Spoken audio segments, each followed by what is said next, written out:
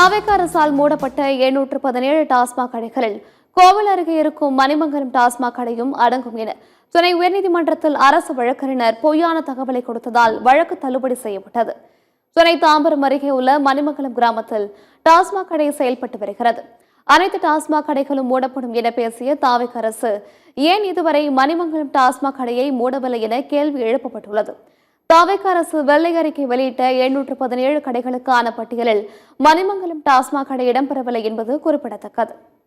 இந்த மதுபான கடையை மூணுன்னு சொல்லி நாங்கள் அரசாங்கம் செவிசாய்க்காதனால இது குறித்து நாங்கள் மாண்புமிகு சென்னை உயர்நீதிமன்றத்து அன்னைக்கு ஒரு ரிட் பெட்டிஷன் ஒன்று ஃபைல் பண்ணியிருந்தோம்.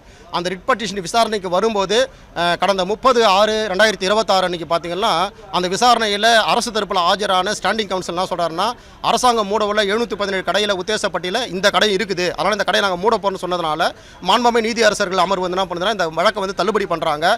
இந்த தள்ளுபடிக்கு அப்புறம் பார்த்திங்கன்னா இந்த லிஸ்ட்டில் வெள்ளை அறிக்கையில் இந்த கடையின் மற்ற இடம்பெறவில்லை.